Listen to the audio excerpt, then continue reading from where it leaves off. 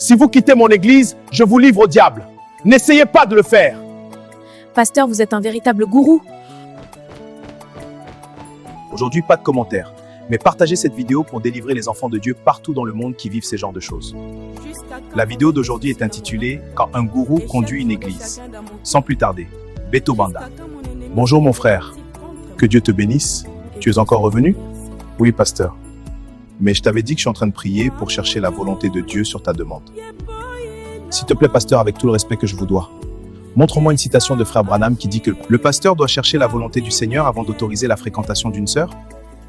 Pasteur, je suis venu vous voir, ça fait déjà 2 ans que je veux demander la main de la sœur qui prie chez vous, mais jusqu'aujourd'hui, pas de réponse, ça c'est la 2e année. Vu que c'est maintenant vous, pasteur, qui priez à la place de la sœur pour chercher la volonté de Dieu pour son mariage, dites-moi, qu'est-ce que Dieu vous a dit à mon sujet? Jusqu'alors, Dieu ne m'a pas encore touché le cœur pour libérer vos fréquentations. Je dois encore prier. Pasteur, frère Branham dit que le choix est personnel. La personne elle-même doit prier avant de faire un choix. Mais d'où vient la doctrine que le pasteur doit chercher la volonté de Dieu à la place de la sœur avant d'autoriser la fréquentation? Frère Branham dit, toute fréquentation n'aboutit pas au mariage. Imaginez, une fréquentation que tu as autorisée après avoir prié et ça n'aboutit pas au mariage. Là, tu vas dire quoi? Vu que c'est toi-même qui as autorisé après avoir prié, tu vas dire que ce n'était pas la volonté de Dieu? N'oublie pas que le mariage, c'est une prédestination. La sœur peut prier chez vous, mais parfois son mari peut être dans une autre église du message. Si vous dites que dans votre église, le frère et sœur doivent se marier entre eux pour conserver tes brebis, c'est une mauvaise politique, pasteur. Frère, si tu veux vraiment épouser la sœur, viens prier chez nous et sois membre de notre église. Un jour, vous allez payer ça mal, pasteur.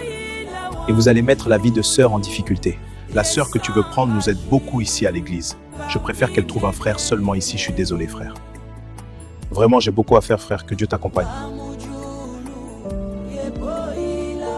Attention, mes sœurs, d'accepter n'importe qui. Surtout les frères qui ne prient pas dans notre église. Ici, chez nous, nous avons la parole. Vous êtes mes brebis, mes filles que j'ai engendrées dans mon ministère. Je suis jaloux de vous. Je dois vous protéger. Pasteur, voici, nous avons plus de 30 ans sans un frère. Moi, je suis médecin, nous avons appris que la ménopause frappe la femme trop tôt par rapport à l'homme. Oui, pasteur, je sais que tu nous aimes. Mais n'oubliez pas qu'ici, chez nous, à l'église, il n'y a presque plus les frères âgés qui peuvent nous prendre. Mes sœurs, ne vous inquiétez pas. Dieu va susciter des frères pour vous. Gardez votre foi. Pasteur, quand Dieu suscite les frères d'autres tabernacles pour nous prendre, tu ne veux pas. Vous nous bloquez, pasteur. Pasteur, nous sommes des femmes et nous sommes appelées à gérer nos propres foyers. Vraiment, je ne suis pas hypocrite. Toi-même, tu étais parti prendre ta femme dans une autre église. Ce pasteur ne vous a pas compliqué. Mais pourquoi vous compliquez les autres? Pasteur, un bon frère est venu me demander la main. Tu as refusé à ma place, sans que je sache. Aujourd'hui, ce frère est marié avec une autre sœur et ils ont 3 beaux enfants. Tandis que moi, je maigris tous les jours pour prier pour mon mariage. Vraiment, pasteur, je suis déçue de vous. J'ai 37 ans, j'ai presque perdu ma beauté. Tu as chassé 4 frères, mais non! Pasteur, après plusieurs discussions et un temps de réflexion, nous avons décidé de quitter l'église. Nous avons parfois le sentiment d'avoir perdu du temps, mais nous préférons avancer en paix. Que Dieu vous pardonne et vous bénisse pour la suite. Si vous quittez mon église, je vous livre au diable. N'essayez pas de le faire. Pasteur, vous êtes un véritable gourou. Ils se sont échappés de moi. C'est pas vrai. Un jour, vous allez payer ça mal, pasteur. Et vous allez mettre la vie de sœur en difficulté.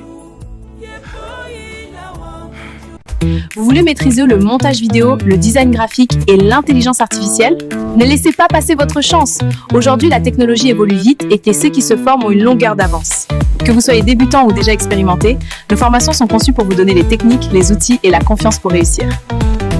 Celui qui se forme se transforme et celui qui ne se forme pas se déforme. Nous sommes Gozen Agence, votre partenaire pour apprendre, créer et innover. Contactez-nous dès maintenant par le numéro qui s'affiche sur votre écran et commencez votre transformation. Goshen Agence, votre partenaire idéal.